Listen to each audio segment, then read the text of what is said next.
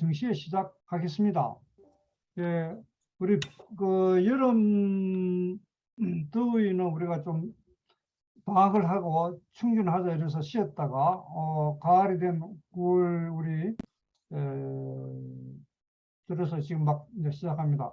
원래는 마지막 주인데 아마 그때 정우성 본부장님께서 뭐 마지막 주가 다른 스케줄이 있어가지고 아마 우리 한 주 땡겼던 것 같습니다. 그래서 우리 그 회원 여러분 다들 잘 계셨으리라 믿습니다. 여름 동안에 많이 더웠고 또 최근에 뭐 또 흰남노라는 태풍과 또 뭐 하나 올라온다 그러네요. 지금 막 부산을 약간 무덥지근한 그런 아마 태풍 밀려오는 그런 느낌이 좀 들고 있습니다.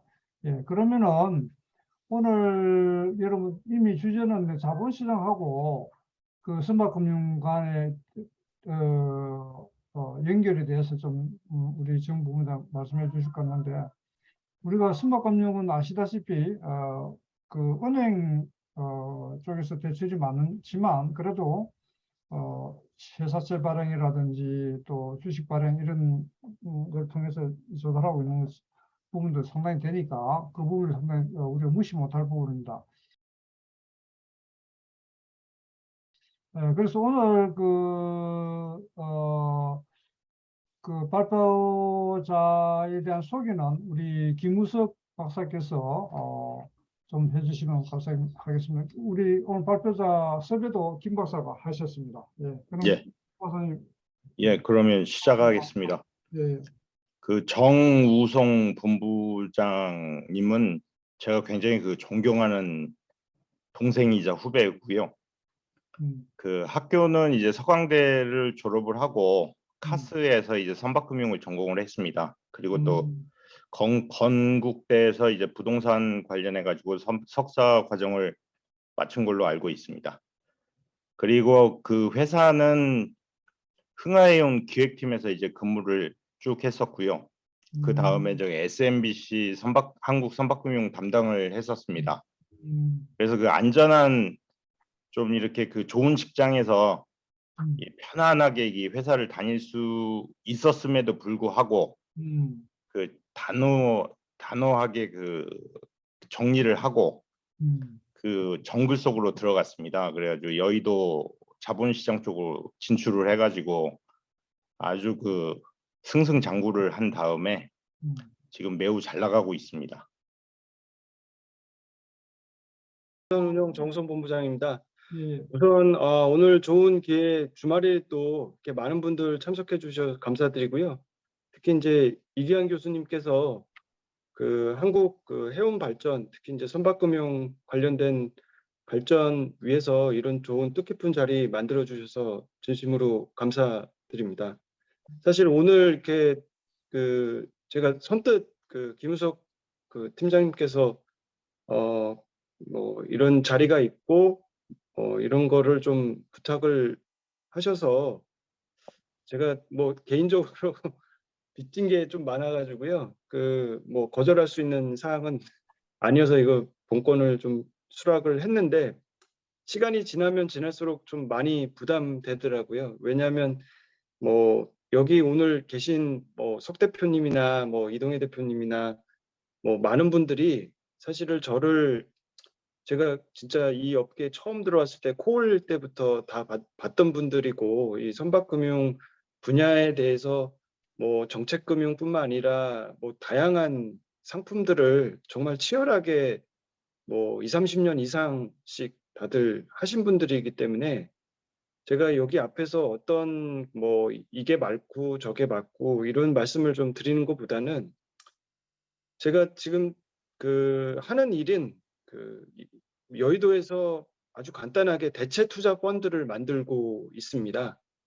그래서 대체 투자 펀드 안에 사실은 하나의 영역으로 선박 펀드를 하고 있는 상황이거든요. 그래서 뭐 선박 투자 회사의 선박 펀드 전용으로 하시는 매니저들도 계시고 해서 뭐 또 여기 평생 선박 펀드나 선박금융, 선박 투자를 영위하셨던 분들도 계셨기 때문에 그거보다는 조금 그 지금 여의도에서 그러면 어떻게 하면 이 자본시장에서 선박펀드나 아니면 선박금융시장을 어떻게 바라보고 있는지 이 부분에 대해서 저는 좀 피부로 많이 느끼고 있거든요. 왜냐하면 결국은 저는 운용사다 보니까 제가 자체 자금으로 제 의지에 의해서 투자한다라기보다는 그런 좋은 투자건이 있으면 그 기관 투자자들이나 아니면 뭐 다양한 투자자 분들을 자금을 모아서 설득을 시켜서 그 투자하는 역할을 좀 하고 있습니다. 그러다 보니까 사실은 저는 좋다라고 생각하는데 수익자분들은 또 사실은 옵션들이 되게 많으신 거예요. 뭐 꼭 선박펀드를 해야 되는 이유는 없거든요. 근데 왜 선박펀드를 해야 되는지, 그러면 그런 환경에서 저희가 저같이 그래도 선박펀드를 만들어 보려고 하는 자본시장 안에서 선박펀드를 만들어 보고 싶은 사람들은 어떻게 살아남아야 되는지, 이런 고민들을 지난 몇 년 동안 꽤 오래 해왔던 것 같고요. 그런 얘기를 오늘 좀 말씀을 드리는 게 좀 낫지 않을까, 예, 그렇게 생각이 돼서 뭐 이런 건을 투자했고 저런 건을 투자했고 이런 말씀을 드리는 것보다는요, 조금 여의도에 날 것 같은 그 사항을 공유를 해드리는 게 조금 더 나을 것 같다라는 생각으로 요번 그 자리를 제가 좀 자리를 빌어서 설명을 좀 드리도록 하겠습니다. 제가 방금 카톡방에 간단하게 올린 자료가 있는데요. 그 자료를 조금 설명을 드리면서 보면서 말씀을 드리는 게 조금 더 편할 것 같습니다.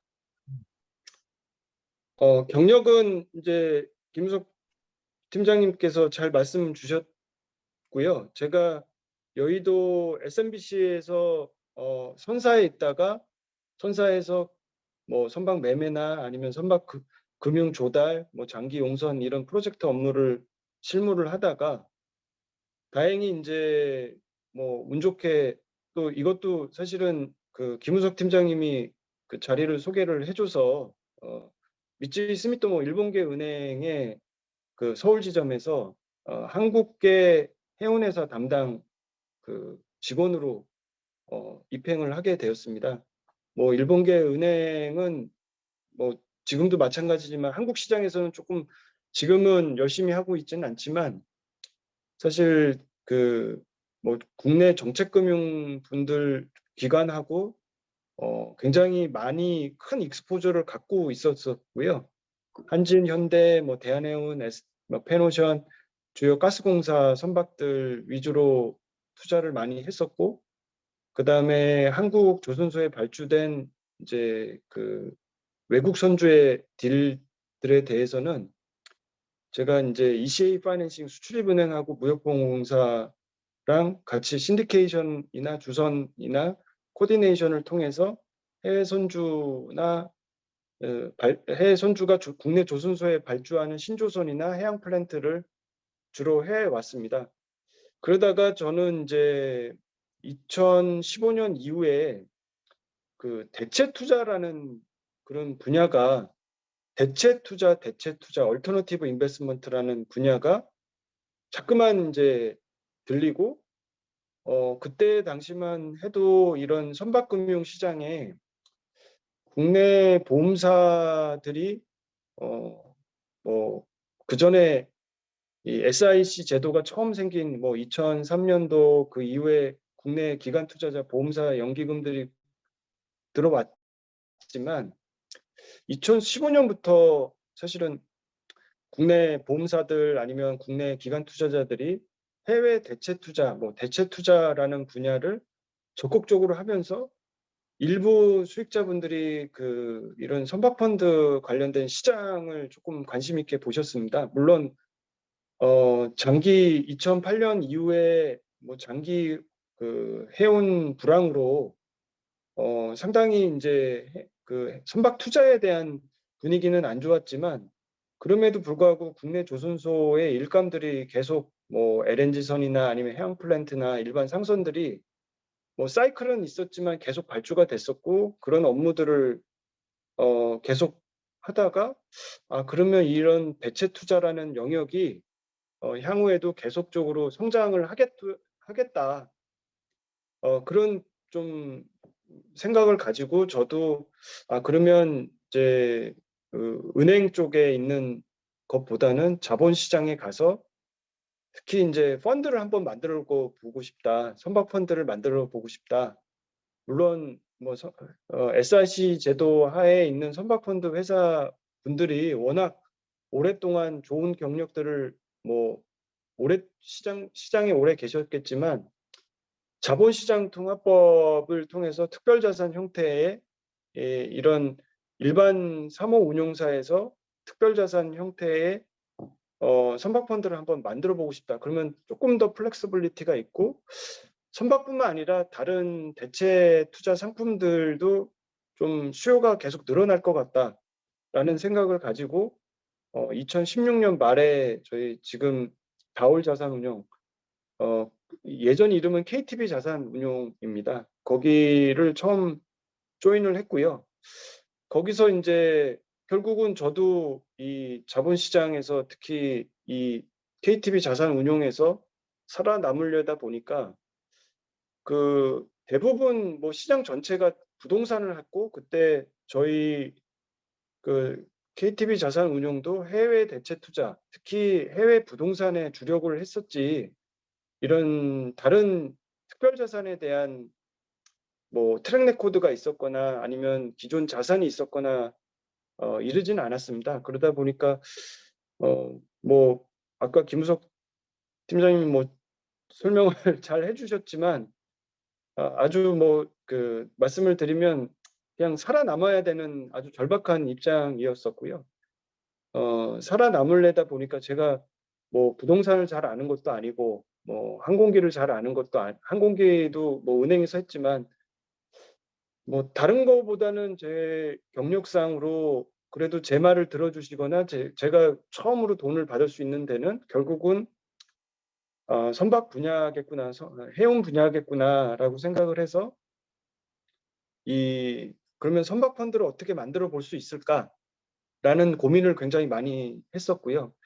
시장을 돌아다니다 보니까 사실은 투자자 분들이 기존에는 은행권에서나 선사에서 이렇게 아는 네트워크는 있었겠지만 기존에 뭐 보험사나 연기금이나 아니면 주로 펀드 투자자 분들하고 네트워크가 좀 없었습니다. 그러니까 결국은 펀드 자산운용사들은 어떤 형태로는 좋은 물건이 나왔을 때 그 자금을 모을 수 있는 그 펀드 레이징 능력이 있어야지만 결국 살아남을 수 있고 그 돈을 받아서 운용을 제대로 할 수 있어야지 사실은 뭐 운용사로서 역량을 갖출 수 있고 향후에 더 큰 다른 부분들도 기대를 할 수 있고요. 그게 더 나아가서 이제 뭐 브라인드 펀드든지 아니면 뭐 저희가 이 GP로서 역할을 할 수 있는 부분까지 넘어갈 수 있겠구나라고 생각을 했었습니다.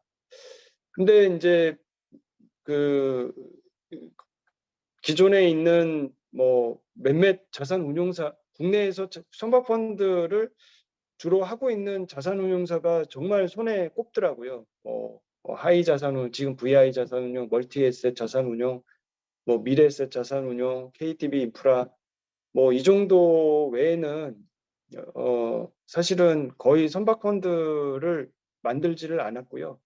한편으로는 기회다라고 생각을 했었고 한편으로는 왜 그 수많은 자산운용사들 중에 이 선박펀드를 만드는 운용사가 이렇게 몇 군데뿐이 되지 않을까 고민을 많이 했었고요. 뭐 결국은 이 분야로 기회가 있을 것 같다라고 생각을 해서 계속적으로 살아남을 수 있는 방법을 택했고 주변에서 또 많이 도와주셔서 뭐 하나하나씩 하다 보니까 지금은 제가 한 전체 포트폴리오가 뭐 부동산도 일부 갖고 있고 해외 인프라를 제일 많이 갖고 있고 선박 펀드, 항공기 펀드, 그다음에 뭐 프라이빗 에쿼티 펀드, 해외 재간접 펀드, 기업금융 펀드 모든 대체 투자 분야를 다 커버를 하고 있는데요. 그중에 선박펀드의 포트폴리오가 제 포트폴리오 중에 한 10%가 채 안 되고요. 해운 항만까지 합치면 거의 한 3분의 1 정도, 해운 항만 터미널 관련된 프로젝트들을 좀 많이 해서 한 3분의 1 정도를 이 해운 항만 쪽, 이 마리타임 쪽에 익스포저를 좀 갖고 있습니다. 그래서 제가 이제 오늘 강의를 맡으면서 강의 제목이 한국 자본시장과 선박금융이라는 주제로 진행을 하다 보니까, 그러면 다 아시겠지만 간단하게 이제 대체 투자라는 자본시장이 어떻게 구성이 되어 있고, 특히 투자 사이드에서 어떻게 되어 있고, 그다음에 대체 투자라는 게 뭔지 그거를 간단하게 정리를 하고요. 그리고 나서 이 대체 투자 분야에서 선박금융이 어떤 위치를 갖고 있는지, 그리고 현재 자산 운용사들이 느끼는 시장의 다이나믹이 어떤 상황인지, 그리고 그러면 이 한국 선박 자본시장에서 이 선박금융을 계속 하고 싶거나 아니면 경쟁력을 어떻게 좀 가져야 되는지, 이런 부분에 대해서 조금씩 말씀을 좀 올리도록 하겠습니다. 그러면 먼저 제가 이제 그 화면에 띄워놓은 슬라이드를 봐주시면요. 자본시장에서 투자 상품은 아주 크게 저희 다올자산운용은 종합자산운용사입니다. 종합자산운용사다 보니까 저희 편제에도 내부적으로 투자팀도 전통투자를 하는 팀이 있고요. 전통투자 부문이 있고 대체투자 부문이 있습니다. 저희가 다올자산운용의 전체 AUM, Asset Under Amount Under Management, 저희는 이제 자산운용사다 보니까 AUM이라는 그 지표로 회사 사이즈를 많이 평가를 받는데요. 저희가 15조에서 16조 정도 하고 있는 운용사인데, 그중에 전통투자 분야 주식, 채권, 파생입니다. ELS나 아니면 흔히 아는 주식, 채권, 혼합형 이런 전통 투자고요. 개인 투자자분들도 많고 공모 상품들 상당히 많습니다. 저희 회사 같은 경우는 한 10조 정도는 전통 투자 분야의 AUM을 갖고 있고요. 총 4개 본부, 주식본부, 채권본부, 그다음에 멀티에셋 본부, 전략투자본부, 이렇게 해서 4개의 본부를 통해서 10조 정도 운영을 하고 있고요. 나머지 6조가 대체 투자 분야입니다. 대체 투자 분야라고 하면 대체 투자에서 사실은 가장 큰 분야는 부동산입니다. 부동산 펀드가 사실은 특자 자산에서도 부동산 펀드에 특별 코드가 있는 것처럼, 사실은 대체 투자는 부동산 펀드하고 특별 자산 펀드로 양분이 됩니다. 특별 자산 펀드에서는 인프라 펀드, 선박 펀드, 항공기 펀드, 자원 펀드, 그다음에 프라이빗 에쿼티, 헤지 펀드, 기업 금융, 그 외 모든 거는 특별 자산 펀드고요. 그래서 크게 전통과 대체로 나누고, 대체는 부동산과 특별 자산으로 나눈다. 그리고 특별 자산 안에 선박이 있다라고 말씀드릴 수 있습니다. 이 여의도에 있는 대표적인 이제 기관이 결국은 증권사하고 운용사인데요. 증권사하고 운용사를 보면 결국은 3가지 부류가 있더라고요. 주식해서 먹고 사시는 분, 채권해서 먹고 사시는 분, 그리고 부동산에서 먹고 사시는 분. 사실 그래서 이런 특자 자산, 특히 이제 선박펀드라는 분야는 사실 자본시장 내에서의 위치나 아니면 규모는 상대적으로 상당히 작은 편이라고 말씀을 좀 드릴 수 있을 것 같습니다. 그러면 왜 대체 투자라는 분야가 이제 좀 지금 대부분 연기금이나 아니면 신년사나 아니면 CIO 분들 나오셔서 이제 하시는 말씀을 보면 대부분 똑같습니다. 대체 투자 분야를 늘리고 해외 투자를 늘린다. 이게 공통적인 기관 투자자분들의 보험사나 연기금이나 중앙회나 대부분의 이제 이런 바이사이드에 있는 분들은 있는 투자 전략들이 거의 대동소이합니다. 물론 섹터에 따라서 어떤 뭐 대출형 상품을 더 할 건지 에쿼티 상품을 더 할 건지 이 대체 투자 분야에서 어떤 섹터를 더 늘릴 건지에 이런 여러 가지 그 말은 있겠지만 그 대체 투자를 하는 이유는 기존에 뭐 지난 코로나 몇 년 동안 주식 시장이 굉장히 화랑이었지만 주식 시장보다는 부동산이나 그 기존의 전통적인 주식 채권만으로는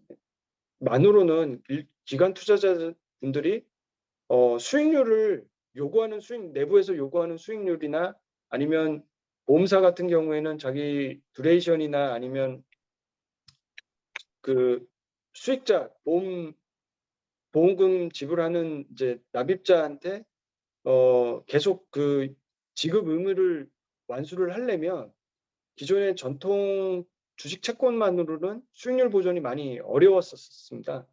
그러다 보니까 이런 대안으로 얼터너티브 인베스트먼트 대체 투자가 부상을 했고요.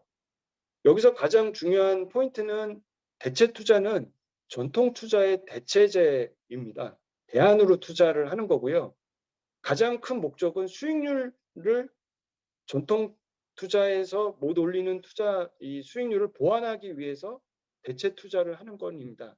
그래서 자본시장에서 기관 투자자들 입장에서는 중위험 중수익, 그러니까 수익성이 더 중요한 부분이지 리스크 리턴 프로파일을 보고 안전하다기보다는 적당한 위험과 거기서 상대적으로 높은 수익률을 추구를 하는 게 대체 투자의 가장 궁극적인 목적이라고 봐주시면 좋을 것 같습니다.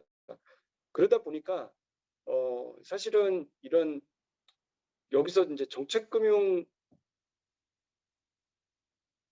지금 첫 번째 슬라이드를 보고 계시는데요.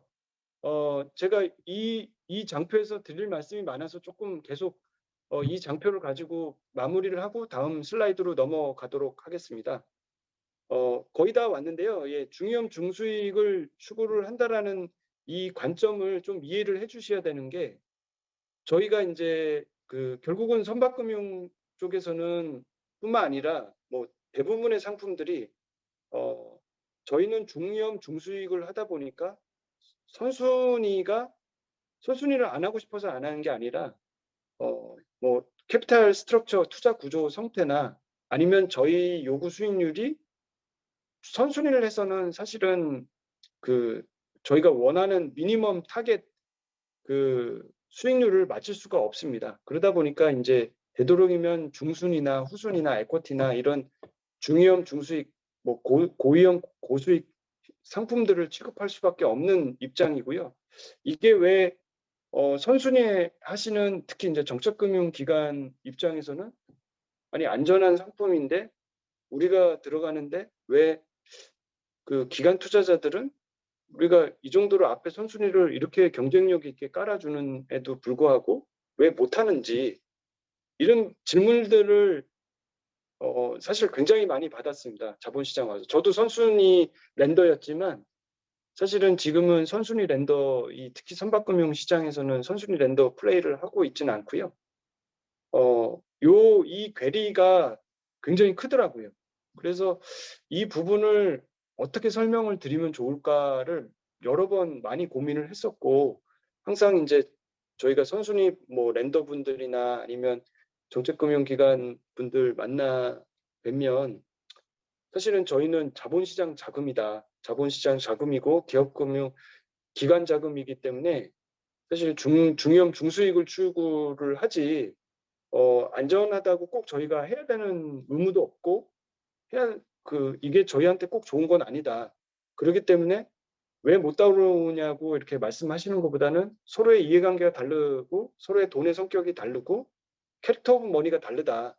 그거에 기반으로 해서 협의가 들어가야지 서로 윈윈 시츄에이션이 나올 수 있고 의견이 이제 붕괴가 되는 순간부터는 사실은 좀 협업이 공동 투자라는 개념이 잘 성립이 되지가 않더라고요. 그래서 그 부분을 좀 오늘 말씀을 먼저 드리고 싶었습니다. 그러면 이제 두 번째 슬라이드를 갈 예정이고요. 그러면 제 나름대로 그러면 국내 대체 투자 시장을 뭐 제가 사회에 나왔던 시점부터 좀 정리를 했습니다. 그전에는 사실은 저도 뭐 자료도 없고 제가 경험을 해보지 않아서 제가 이제 한 2003년, 2004년 그때 이제 사회에 처음 나왔었거든요. 해운회사에 처음 도입을 했고 해운이 호황에 진입을 했었고 그러면 이제 이 대체 투자 시장 섹터별로 뭐 이 내용들을 좀 보도록 하겠습니다. 제가 대체 투자 상품들을 여러 가지를 꺼내놨는데 그 중에 처음에 이제 가장 큰 시장인 부동산, 그 다음에 해외 인프라, 국내 인프라 시장은 사실은 굉장히 오래 됐었고요. 근데 해외 인프라 시장을 말씀드리는 게 이 대체 시장의 어떤 그리고 해외 대체 시장의 뭐 성장세를 가장 큰 견인을 한 부분이 해외 인프라랑 해외 부동산 부분인데요. 이 부분 그래서 해외 인프라를 하나 꺼내왔고, 그다음에 자원 펀드들 좀 기억하신 분들 계실 겁니다. 그리고 항공기 펀드, 그리고 선박 펀드 이 5가지 상품을 놓고 지난 약 한 20년 정도 어떻게 국내 대체 투자 시장, 자본 시장에서 이게 왔는지를 조금 설명을 좀 드리도록 하겠습니다.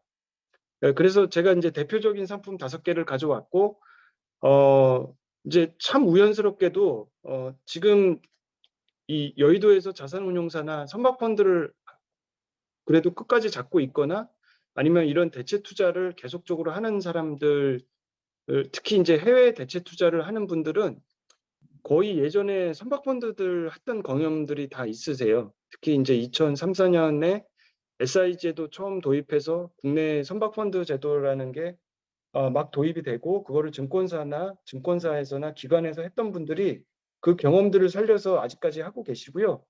참 우연스럽게도 2008년, 9년에 이제 글로벌 금융위기가 오고 나서 이제 장기간의 선박 펀드 이제 해운 시장이 불황이 왔고 사실은 이제 그 선박 펀드가 예전보다는 그렇게 활발해지지는 않았었습니다.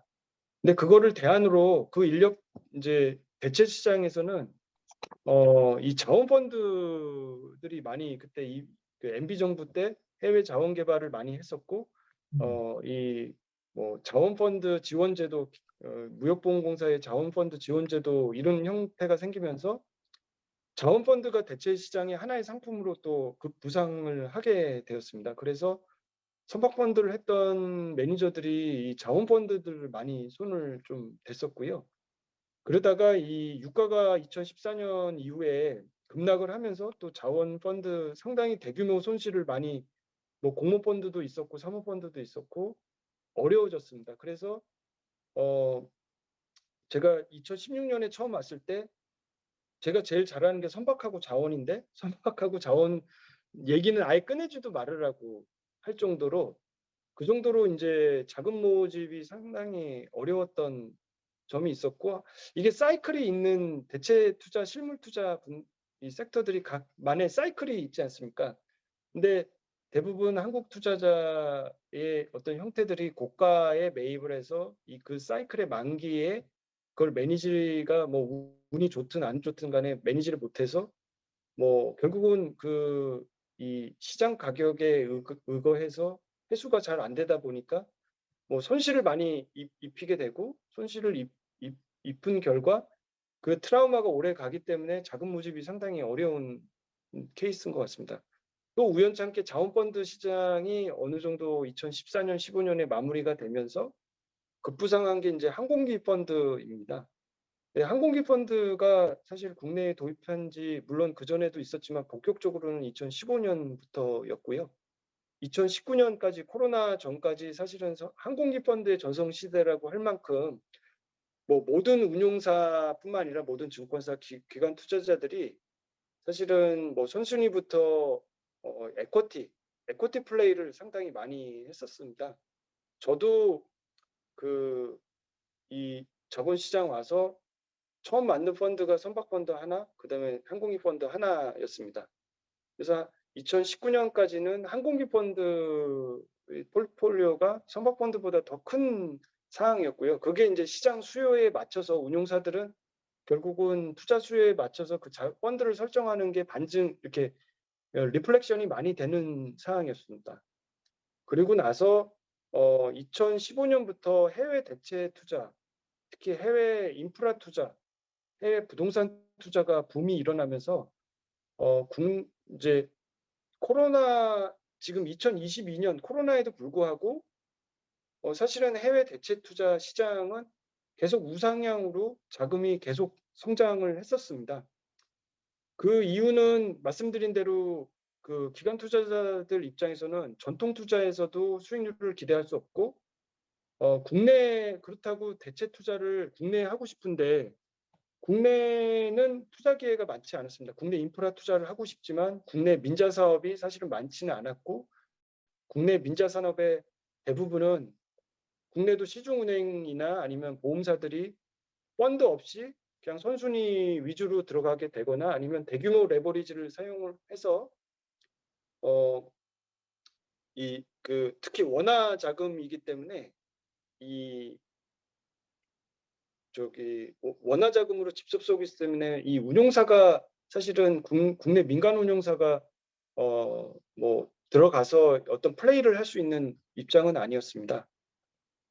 그 해외 대체 투자가 늘어나면서 사실은 국내 운용사 중에 그 시장의 성장과 좀 혜택을 받고요. 그 이유는 말씀드린 대로 원화를 받아서 외화로 바꿔가지고 사실은 투자를 해야 되고 그 환수합이나 롤오버나 아니면 환해지 관련된 리스크를 그 중간에서 핸들링하는 역할을 국내 운용사가 하고 있기 때문에 사실은 해외 투자를 할 때는 국내 기관 자금들은 국내 운용사를 통해서 하는 형태가 가장 일반적이고 그게 친숙한 형태여서 운용사도 사실은 해외 대체 투자 분야가 커가면서 저도 그렇고 저랑 비슷한 일을 하는 대체 투자 운용 매니저들이 성장할 수 있는 좋은 계기가 됐다라고 말씀드릴 수 있을 것 같습니다. 부동산은 사실은 부침이 상당히 많았습니다. 그럼에도 불구하고 사실은 부동산 시장은 업앤다운이 있지만 항상 제일 큰 시장을 했고요. 똑같이 2015년에 해외 부동산 시장이 열리면서 해외 오피스, 호텔, 물류센터, 지금은 최근엔 데이터 센터 이런 것들을 처음에는 중순위 투자를 하다가 메자닌 투자를 하다가 매입도 하다가 유동화도 CMBS 유동화 상품도 투자를 하다가 굉장히 투자를 많이 했었고요.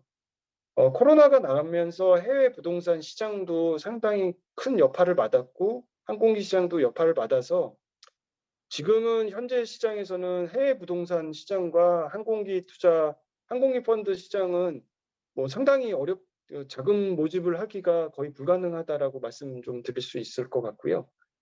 자원펀드도 사실은 그 이후에는 자원펀드를 하겠다라는 표방하거나 딜을 들고 움직이는 운용사들이 아주 매우 극히 드문 형태입니다.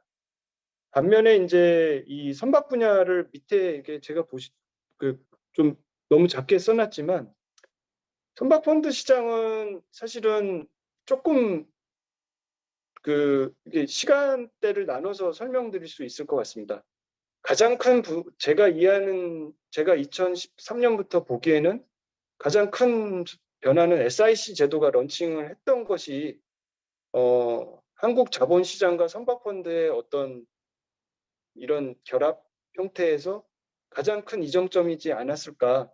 물론 증권사가 회사채, 무보증 회사채나 운임 유동화나 아니면 매출채권 유동화나 이런 형태로 기업 자금을 지원을 했지만 선박 투자라는 측면에서 봤을 때 이 SIC 펀드 출시라는 게 가장 큰 이정표라고 생각이 들고 그 이후에 이제 자본시장이 조금 더 들어왔던 부분은 2008년, 9년 특히 이제 2009년도에 이 레만이 터지고 나서 그때 이제 이 캠코 선박 운영, 뭐 김은석 팀장님도 SMBC 있다가 이제 캠코로 간 이유도 마찬가지고, KDB에서도 렛츠 투게더 시핑 펀드 이동혜 대표님도 계시지만, 또 캡심도 이제 에코시 펀드라는 프로그램을 좀 런칭을 하게 됐습니다. 그래서 본격적으로 제가 보기에는 정책금융기관이 이 선박금융 시장에 본격적으로 진입했던 시점이 아니었나라고 저는 생각을 하고 있고요. 그때 당시만 해도 이제 그 에코시 펀드 같은 경우에는 민간 투자자가 75%, 그리고 그 캡심에서 25%, 렛츠고 시핑 펀드도 민간 투자자가 일부 들어갈 수 있도록 이렇게 민간하고 이제 협업 관계를 계속 구축을 하는 걸 모태를 해서 어렵지만 이제 국내 해운 산업을 지키기 위해서 이게 레스큐 펀드 프로그램이 시작이 돼서 많은 지금 해운 회사들이 혜택을 받고 저희가 이제 그 좋은 선박 자산들을 해외 유출 헐값에 넘기지 않는 그런 계기가 됐다라고 생각합니다. 그 이후에 사실은 그 기점 이후부터는 사실은 국내 선박금융 시장은 뭐 너무나 잘 아시겠지만 정책금융 시장 형태로 위주로 민간 시장의 위치는 점점점 축소가 됐고, 그거는 커머셜적으로도 이 민간 투자자들 입장에서는 선박 투자라는 해운 분야에 대한 투자를 조금 꺼려하는 에피타이트가 떨어진 시점이었고, 산업 측면에서는 캐피탈이 계속 필요하고 경쟁을 국가의 기관 산업으로서 필요하기 때문에 정책금융에서 계속적으로 이 지원이 좀 시작이 본격화가 됐던 것 같고요. 2015년에 이제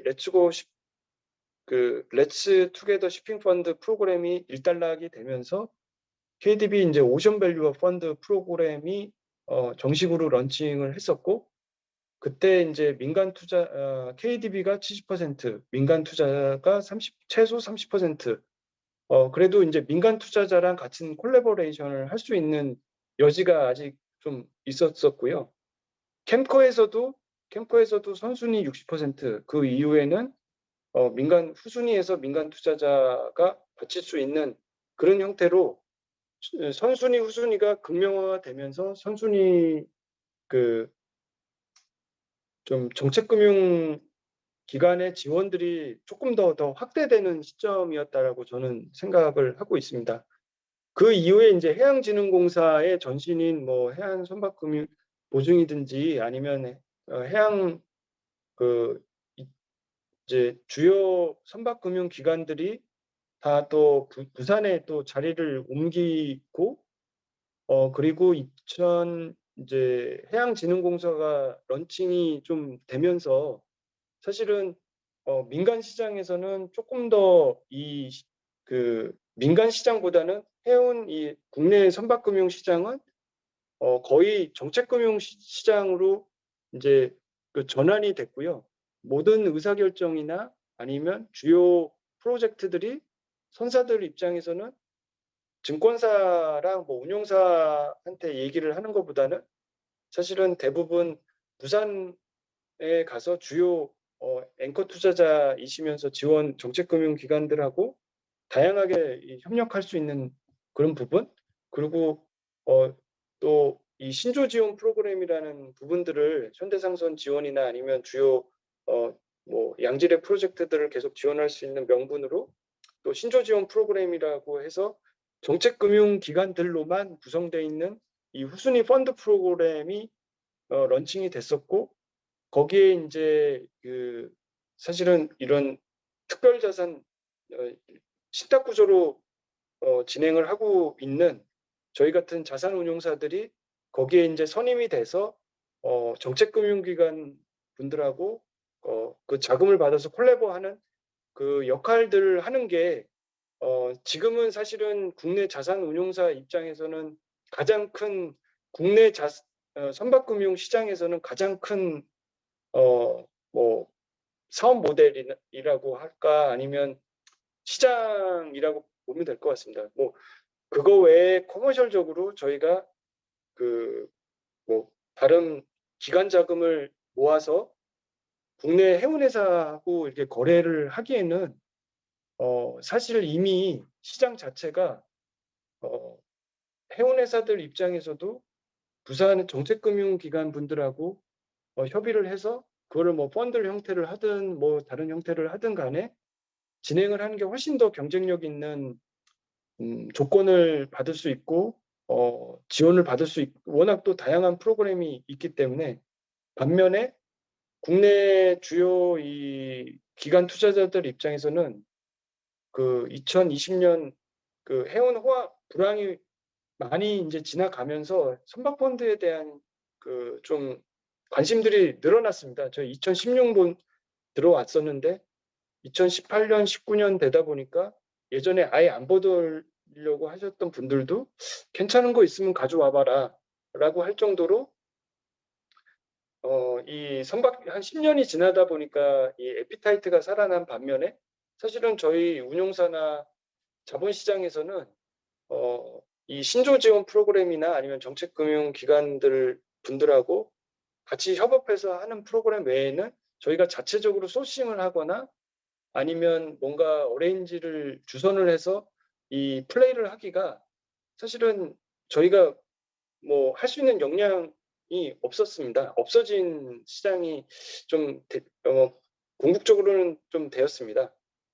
그 부분이 뭐 이제 좋다 나쁘다 뭐 아쉽다 이런 말씀을 좀 드리는 건 아니고요. 시장이 그렇게 좀 상황이 국내 그 도메스틱 시장, 이제 국내 시장 그렇게 좀 변질이 됐고요. 그러다 보니까 저 같은 경우에는 그러면 이거를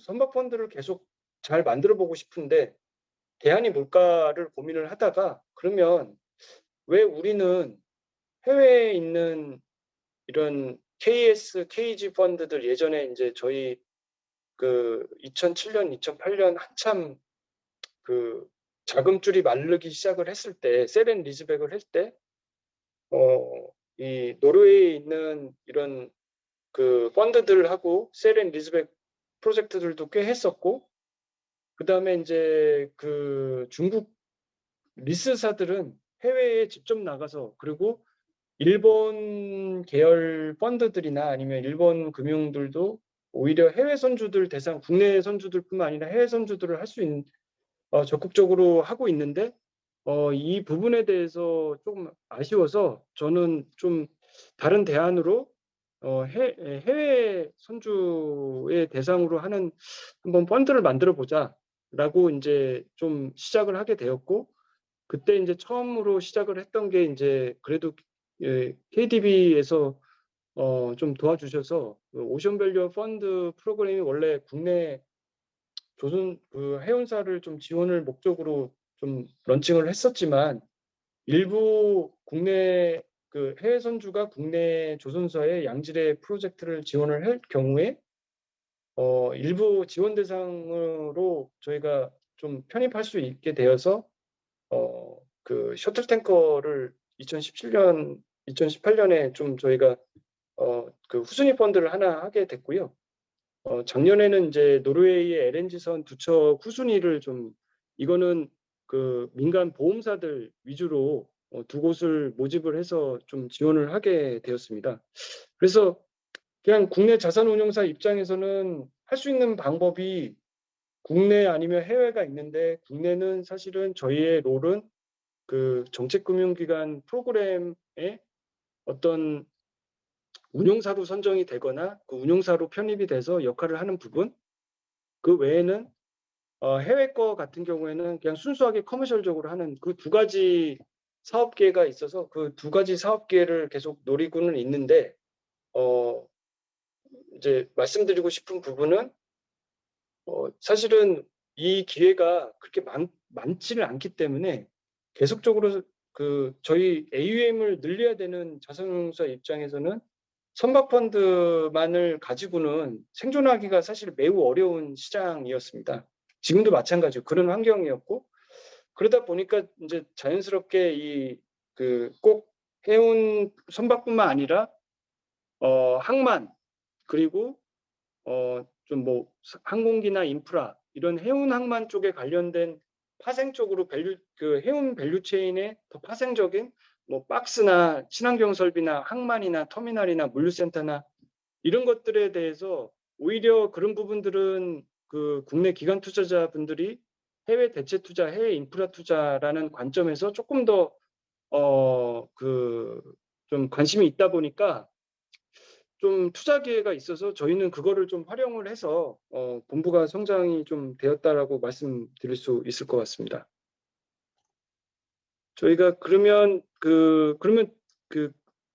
잠시만요.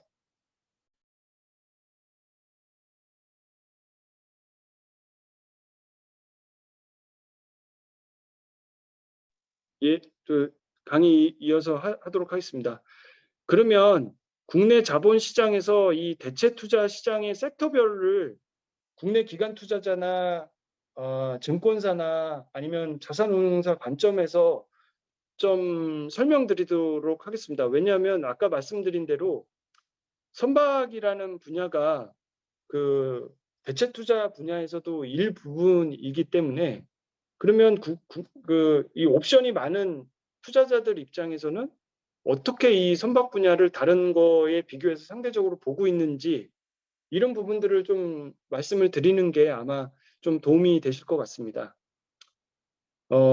제가 이제 크게 부동산, 인프라, 선박, 항공기, 자원 5가지 분야를 했었고요. 선순위 LTV 비율로 봤을 때 선박하고 항공기 분야가 물론 인프라 같은 경우에 실시 협약이 있거나 아니면 아주 매우 정부에 준하는 그 카운터파티의 뭐 이런 실시 협약이나 그 사용 계약 같은 게 있으면 레버리지 비율이 상당히 높아집니다. 뭐 거의 100%에 육박할 때도 있고요. 반면에 이 부동산의 선순위 비율이 사실은 50에서 60뿐이 안 되더라고요. 그게 그 부동산 펀드를 만들거나 부동산 PF를 하게 되면 대부분 50에서 60 구간에서 끊기고 중순위, 후순위까지 합쳐서 한 80%에서 85% 예, 그렇게 레버리지를 사용하고 있고 반면에 이제 선박 펀드 같은 경우에는 요새 이제 그 신조 지원 프로그램이나 이렇게 하는 경우에 거의 90%까지 사용을 하고 있고 선순위를 최대한 맥시멈 해서 뭐 거의 80%까지는 육박을 시키고 나머지 10%를 후순위 펀드를 끼는 그런 형태가 전형적이고요. 항공기 펀드도 사실은 레버리지가 굉장히 높았었습니다. 그래서 선순위 같은 경우에 한 60% 구간, 그 이후에 뭐 거의 90%, 95%를 트렌치를 굉장히 잘게 이렇게 뭐 여러 개를 썰어가지고요. 쿠폰을 5%, 6%, 8%인데 캐피탈 게인 쉐어, 뭐 10%인데 캐피탈 게인 쉐어 이렇게 그 여러 가지 트렌치를 만들어서 그거에 맞는 자금들을 모집을 해서 이제 선순위 이후에 나머지 자금들을 레버리지를 맥시마이즈 하는 게 이제 국내 항공기 펀드의 전형적인 투자였고요.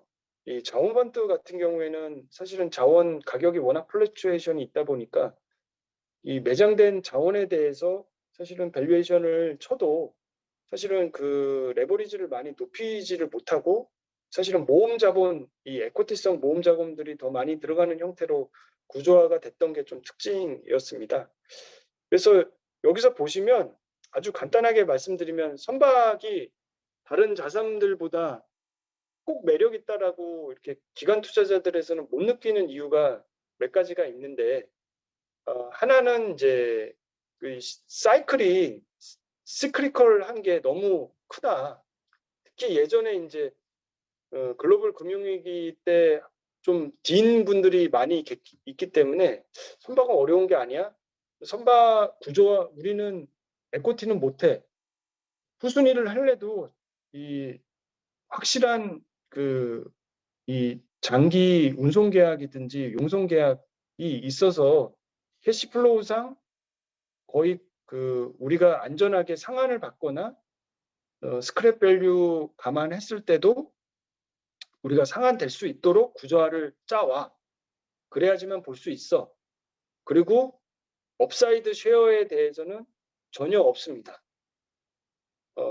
이 항공기하고 항공기 펀드 에쿼티를 좀 많이 모을 수 있었던 배경은 제가 보기에는 레버리지나 항공기 물론 히스토리컬하게 이 코로나 전에는 항공기 시장은 한 2, 3년이면 빠른 반등을 하고 있고 항공기 가격 같은 것들이 이 감가상각에 거의 준해서 이 그냥 내용 연수에 따라서 예측 가능한 형태의 가격이 형성이 돼서 거래를 하고 있었던 시장이었습니다.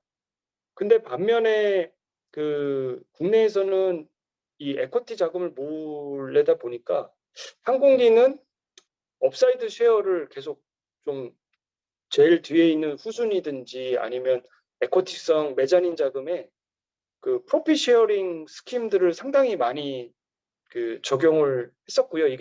이게 아주 표준적으로 이 조건들이 들어와 있었습니다. 선박도 일부 BBC 구조에서는 그런 것들을 예전에 시도를 하신 게 있었는데요. 지금은 프로핏 쉐어링이라는 개념이 선박 펀드에서는 잘 보이지는 않고요.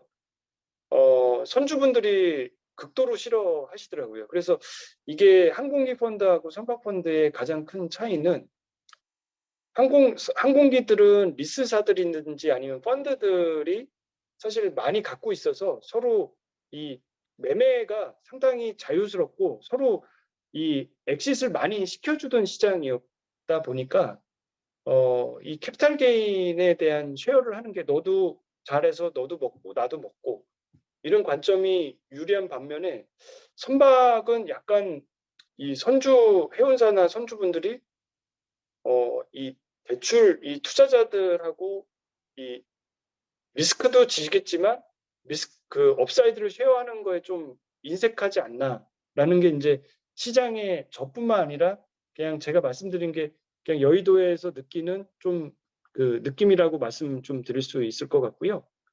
또 부동산 같은 경우에는 뭐 물론 프로포지션이 있고 미분양이 나고 뭐 이렇게 안 좋은 사항이 뭐 예전에도 부동산 사태도 많이 일어났지만 궁극적으로 버티다 보면 지대가 상승하기 때문에 결국은 회수가 되더라라는 게 뭐 역사적으로나 아니면 굉장히 오랫동안의 부동산 투자 경험상 개인적으로나 아니면 기간적으로 다 있기 때문에 그거에 대한 이 가격이 뭐 폭락을 해서 회수가 안 되는 거는 버티면 어느 정도 가능할 것 같다라는 그런 좀 이 가격에 대한 이슈를 그렇게 많이 제기를 하고 있지는 않습니다. 그리고 뭐 정보 표준화의 가능성이 사실 국내 시장뿐만 아니라 해외 주요 거점 도시 그리고 뭐 물류센터나 아니면 주요 섹터들마다 워낙 마켓 리포트나 거래 사례들이 이런 자료들이 많기 때문에 상당히 정보 표준화나 객관적인 뭐 캡 레이트나 이런 것들을 많이 뽑아낼 수가 있어서 거래 사례에 대한 정보 표준화가 좀 용이하다고 생각이 되고요. 선박은 그런 측면에서는 좀 다른 인프라나 항공기나 자원에 비해서는 우수한 편인 것 같아요. 각 선역마다 아니면 선역마다 이 표준 가격이라는 게 어느 정도 굉장히 트랜스페어런트하게 공표가 되고 있어서 그런 것들은 사실 또 선박 자산에 대해서 굉장히 높게 평가하는 부분이고요. 상대적으로 인프라나 항공기나 자원 같은 경우에는 사실 자원 표준화라는 게 자원의 가격의 정당성을 부여를 하기가 좀 많이 어렵더라고요.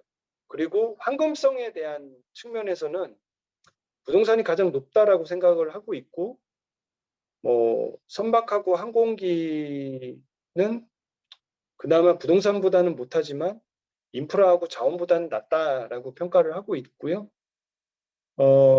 최근에 이제 코로나 사태를 겪다 보니까 항공기 시장은 가격 정보 표준화가 쉽지가 않습니다. 왜냐하면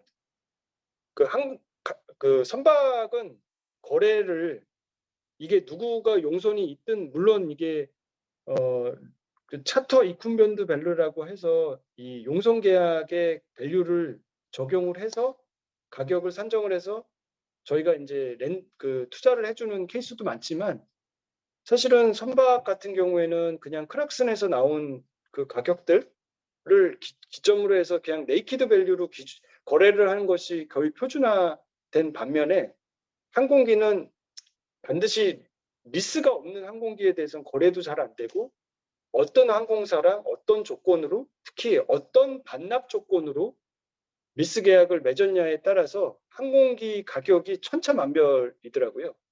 그래서 이 선박은 반납 조건이라는 게 없지 않습니까? 그 반납 조건이라는 게 용선자가 반납을 하더라도 물론 너무 근데 이 TC로 빌려주는 경우에 BBC로 빌려주는 경우에도 그 딜리버리 컨디션에 대해서 그렇게 민감하게 서로 보상을 하거나 뭐 이런 것들에 대해서 구체적으로 규정을 잘 안 하는 반면에 항공기 같은 경우에는 리스 계약에 뭐 풀라이프 리턴 컨디션, 하프라이프 리턴 컨디션이라는 게 계약서에 있지는 않지만 표준 거래 조건이 반납을 할 때 항공사가 거의 새 거하고 준하는 형태로 항공기를 수리를 해서 반납을 하거나 아니면 그거에 대한 차이는 현금으로 보상을 한다라는 게 이제 기준이기 때문에 네이키드 밸류도 중요하지만 사실은 그 리스 계약이 가장 중요하고 리스 계약이 있는 형태로는 현금 이 황금성이 매우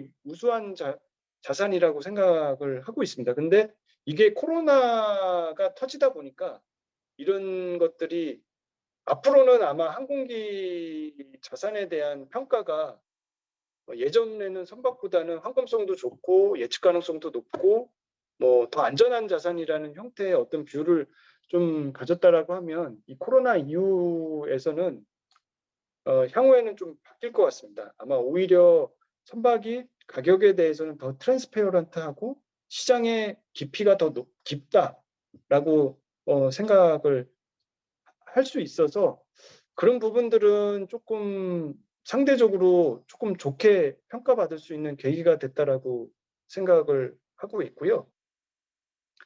투자 상품상 보면 부동산 같은 경우에는 뭐 대출 매입 유동화 그리고 뭐 브릿지론 땅 매입부터 브릿지론 그다음에 선매입 실물 매입하는 대출부터 에코티 사실 모든 스테이지의 모든 섹터의 그 상품들이 다 준비가 돼 있고 표준화된 어떤 텀들이 있습니다. 반면에 뭐 인프라 같은 경우는 케이스 바이 케이스고요. 국내 기관 투자자들 입장에서는 에코티보다는 대출을 선호를 하고 왜냐하면 인프라라는 개념은 그냥 따박따박 계속 받을 수 있다라고 생각을 해서 대출 위주로 진행을 하고 있고 굳이 에코티를 하게 된다라고 하면 뭐 이 밸류 에디드나 어떤 업사이드 포텐셜 보는 것보다는 이제 민자 사업 PPP 구조로 돼 있는 안정적인 그런 계약 그 투자 구조를 갖고 있는 인프라 자산에 대해서 에코티를 주로 투자하고 있는 게 국내 실정입니다. 반면에 이제 선박은 저희가 후순위만 거의 자본시장에서는 후순위 투자를 하고 있고 일부 자금 유동화 정도 증권사들이 참여하고 있는 게 지금 현실이고요. 항공기 같은 경우에는 후순위 대출이하고 에코티, 자원은 주로 에코티 위주로 좀 진행을 하고 있습니다. 그리고 이제 수익성 측면에서 좀 말씀드리고 싶은 거는 저희도 자산운용사면서 제가 이제 본부원을 10명을 좀 데리고 있습니다. 근데 그 아주 간단하게 얘기 드려서 선박펀드에만 올인하고 있는 매니저를 구하기도 어렵고 그렇게 하라고도 하기가 어렵습니다. 왜냐하면 자본시장에서는 뭐 증권사를 댕기든 뭐 기관을 댕기든 운용사를 댕기든 결국은 열심히 해서 수익이 나면 그거에 대해서 매니저나 아니면 그 담당자들이 프로핏을 쉐어를 할 수 있는, 결국은 집에 그 좀 인센티브가 연동이 돼 있어야지 좋은데, 이 부동산 펀드 자산 운용사 같은 경우에는 매입 보수, 매각 보수라는 개념이 굉장히 확실하게 좀 들어가 있습니다. 그러다 보니까 매입 보수 펀드를 먼저 설정을 했을 때 매입 보수를 받고 펀드 매각이 잘 되거나 문제없이 마무리가 됐을 경우에 매각 보수도 또 청산할 때도 볼 수가 있다 보니까 특별자산보다는 부동산 전문으로 하고 있는 펀드 매니저들이 훨씬 많고요. 부동산 전문 자산 운용사들도 더 많고, 부동산 전문 자산 운용사에서 포트폴리오 특성에서 특별자산 하는 본부를 만들어서 거기서 선박펀드를 일부 하는 것들이 대부분의 형태라고 볼 수 있습니다. 왜냐하면 인프라나 선박, 항공기, 뭐 자원, 대부분의 부동산 외의 자산들은 매입 보수, 매각 보수들이 많이 떨어지지가 않습니다.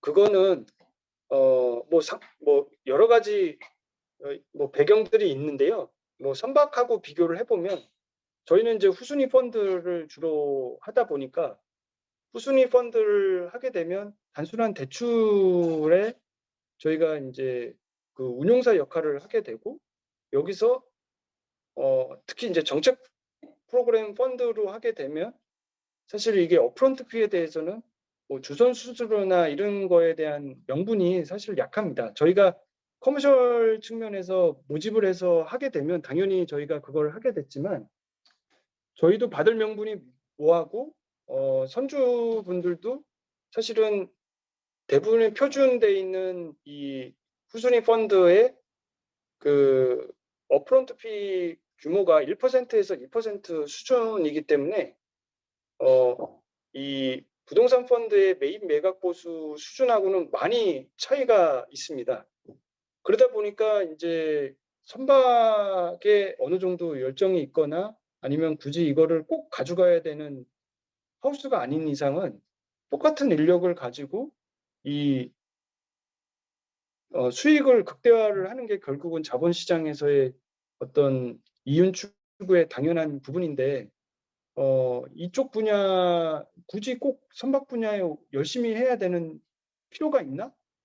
라는 그런 질문들을 조직 내에서나 아니면 그 조직원 내에서나 좀 많이 요구를 좀 받고 있고요. 특히 이제 최근에 정책금융 형태로 전환이 되면서 자산운용사 입장에서는 더더욱 이런 부분에 대한 챌린지가 좀 많이 있는 것 같습니다. 그래서 뭐 그 부분이 뭐 그럼에도 불구하고 저희는 이제 커머셜 자본시장이 있다 보니까 저희 살 길은 저희가 알아서 찾아야 되는 사항이지만 이제 그런 말씀들을 많이 하세요. 야, 오히려 많이 운용사가 적게 하고 있기 때문에 더 유리한 거 아니야? 유리한 거는 맞는데 반면에 꼭 선박을 열심히 해야 되는 것들을 시장 내에서 특히 이제 좋은 매니저들이 계속 유입이 돼야지 이 시장도 발전이 되고 저희도 다양한 더 양질의 서비스를 계속 제공해 드릴 수 있는 상황에서 그런 부분들이 좀 그것들을 이 양립을 시키기가 좀 매우 어려운 게 현실인 것 같습니다. 결국은 계속적으로는 그 운용사의 역할보다는 사실은 에이전트의 역할을 더 요구를 받고 있고, 에이전트의 역할을 받다 보니까 운용사에 받는 수수료가 아니라 저희가 일반 펀드 대출의 에이전트들이 받는 수수료의 관점으로 약간 수수료 체계도 계속 흔들리고 있는 상황이고요. 또 정책금융기관에서 이제 좋은 프로그램을 하시다 보니까 결국은 당연히 산업이 살아야지 저희도 살겠지만 이 비용을 절감을 시키는데 이게 물론 선사들한테는 계속 궁극적으로는 유리할 수는 있겠지만 나머지 투자 사이드나 금융 사이드에 있는 사람들은 너무 박한 시장이 좀 돼버렸던 것 같습니다. 그러다 보니까 이제 이런 좋은 양질의 매니저들이 들어와서 이 뭐 업계도 잘 알고 구조도 잘 알고 그래서 계속 좋은 펀드들을 설정을 해야지 되는데 좋은 매니저들이 자기는 돈을 더 많이 벌 수 있는 섹터로 가겠다. 뭐 기업 요새 VC 매니저들 한 번 터지면 뭐 몇십억씩 또 가져가거든요. 그래서 젊은 주니어들 중에서는 대체 투자의 매력이 있어서 주식 채권보다는 대체를 하고 싶어서 온 친구들이 있었는데 이 친구들이 사실은 또 VC로 많이 갔고요. 스타트업으로도 많이 갔고요. 또 그런 그 좋은 인력들을 이 선박 쪽에 계속 유치를 하고 계속 열정을 좀 유지할 수 있도록 하는 것들이 가장 큰 숙제이고 그거의 배경은 사실은 조금 그 결국은 배고프면 배부른 대로 갈 수밖에 없는 상황이거든요. 그런 부분에 대해서 과연 그러면 우리는 어떻게 하면 이게 그 운용사로서 조금 생존할 수 있을까 아니면 시장을 조금 해볼 수 있을까? 물론 니네는 커머셜이기 때문에 그러면 니네도 어떻게든지 그 자금을 모집을 해서 에코티 모델로 가든지 해야 된다. 맞는 말씀인데요. 사실은 현실적으로 그렇게 쉽지는 않습니다. 뭐 시장의 자금 상태가 캐릭터 오브 머니가 그러다 보니까 저희가 단순간에 그렇게 갈 수 있는 시장이 아니고 그런 좀 그 한국 그 자본시장의 운용사로서 이 선박펀드를 계속 만들어내는 게 그렇게 만만치는 않고 아마 이것도 SI 회사들은 저보다 더 먼저 겪었었던 어려움이라고 저는 좀 생각을 하고 있습니다. 그래서 마지막 슬라이드인데요. 보시면 이제 제가 유의미한 통계를 한번 만들어 보려고 했었습니다. 유의미한 통계를 좀 만들어 보려고 이 자본시장에서 이 선박펀드가 차지하는 비중이 얼마나 될까를 뭐 이런 형태 저런 형태 조사를 해봤는데요. 결론적으로는 좀 실패를 했고요. 말씀드린 대로 대부분 증권, 부동산 이렇게 큰 부분에서 이 특별자산이 차지하는 부분도 그렇게 크지는 않고요. 부동산하고 특별자산은 계속 상승을 하지만 특별자산 안에서 선박펀드라는 이름으로 저희가 검색을 했을 때 찾을 수 있는 펀드들이 물론 이게 공모 펀드가 아닌 사모펀드이기 때문에 찾기도 어렵고 이름도 많이 들어가 있지 않아서 매우 적다. 그래서 각 운용사마다 1년에 하나에서 2개 정도 하는 게 거의 맥시멈이라고 봐주시면 되고요.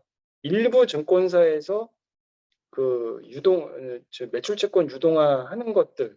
그래서 올해 2022년에 이 자본시장에서 어떻게 됐든 뭐 선박펀드든 뭐 유동화든 간에 이 해운시장에 이 선박 투자에 들어갔던 돈이 그렇게 많지는 않다라고 말씀드리는 게 제 조사한 바로는 좀 그렇습니다. 그래서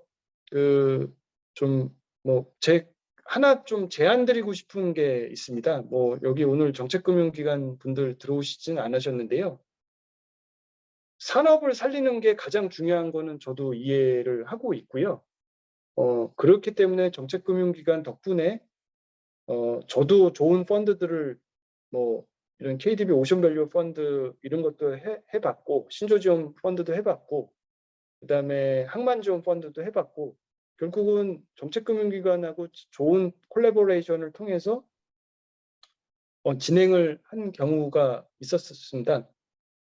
그럼에도 불구하고 조금 좀 제안을 드리고 싶은 부분은 그 민간 운용사의 뭐 SIC 운용사가 됐든 특자자산 운용사가 됐든 간에 정책금융기관에서 전체 산업을 한번 더 이제 돌아보셨을 때 금융시장도 커야 되거든요. 자본시장도 민간시장도 결국은 이 시장에 계속 관심을 갖고 있어야지만 그리고 먹을 게 있다라고 생각을 해야지만 사실은 계속 좋은 인력들이 유지가 되고 신규 인력들이 들어와서 좋은 서비스를 해드릴 수 있고 새로운 정책금융이 힘들 때 저희 민간금융에서도 역할을 할 수 있을 거라고 저는 생각이 되고 있는데요. 지금은 조금 그렇게 생존이 만만치는 않다라는 말씀을 좀 드리고 싶고요.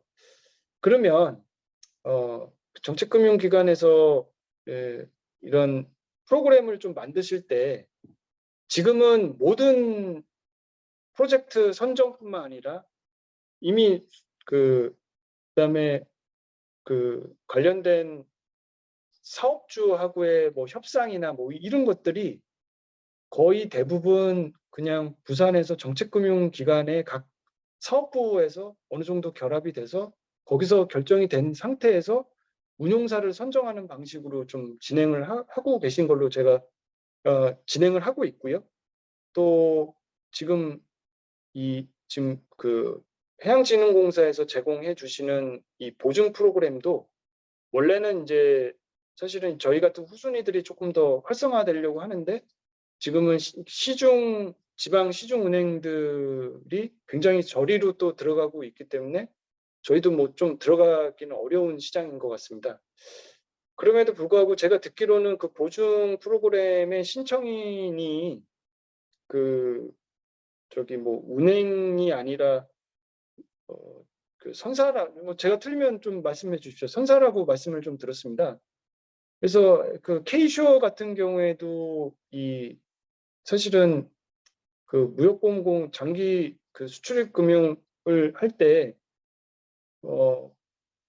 은행이 이제 선순위 커버드 렌더 중에 하나가 K슈어 에이전트를 통해서 모든 보험 관리를 하고 있고 커뮤니케이션을 하고 있고 코디네이션을 다 하고 있습니다.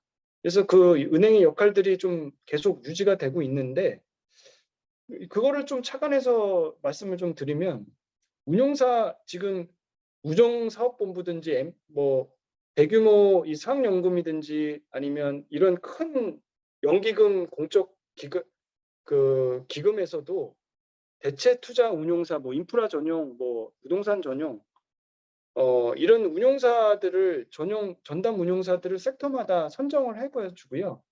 거기서 자금 집행을 좀 다 하고 있고 업무 역할을 좀 수행을 하고 있고요. 물론 프로젝트는 공동으로 선정을 한다지만 그래서 제가 말씀드리고 싶은 포인트는 운용사의 역할을 좀 키워주십사 하는 게 이제 좀 정책금융기관 분들한테 제언을 좀 드리고 싶습니다. 왜냐하면 정책금융기관 니네를 어떻게 믿고 그러면 돈을 어떻게 니네가 그러면 차주를 상대를 하거나 내 돈을 내가 쓰는데 내가 다 협상을 해야지 니네가 뭘 한다라고 너네는 그냥 통 관리만 해 운용사 단순한 운영 역할만 해 라고 하시면 사실은 국내 펀드 운용사들의 입지는 점점 줄어들 거고요. 그리고 점점 양질의 인력들이 이쪽에 공급되기가 반드시 이거를 정말 해보고 싶은 사람들만 오겠지만 결국은 배고프면 떠납니다. 그렇기 때문에 약간 프로그램도 운용사를 선정하는 형태로 어떤 예를 들어서 브라인드는 아니겠지만 세미 브라인드 형태라더라도 일부 자금의 형태를 복수의 운용사를 선정을 해서 아니면 컨소시엄 형태로 자금을 아예 조금 프로그래머를 맡겨주십사. 그러면 저희 운용사가 그 자금을 대신해서 국내도 마케팅도 할 수 있고 해외도 마케팅들도 하면서 사실은 선사들하고 저희가 접점들도 계속 생기고 저희 역할들이 좀 늘어나야지만 사실은 저희도 좋은 인력들을 계속 유지를 할 수 있고 수익성도 좀 더 향상시킬 수 있지 않을까. 점점 이제 그냥 단순한 에이전트 역할을 요구받고 그 에이전트에 맞는 운용 보수만 받아가라고 하시면 사실은 이 시장 자체가 사실은 좀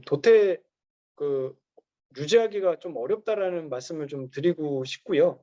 이런 것들이 다 물려 있는 것 같습니다. 그래서 궁극적으로 결론적으로는 저희 힘들다는 말씀을 좀 드렸고요. 이런 부분들 좀 같이 고민을 좀 좀 나누고 싶어서 오늘 자리에 좀 저희가 발표를 하게 되었습니다.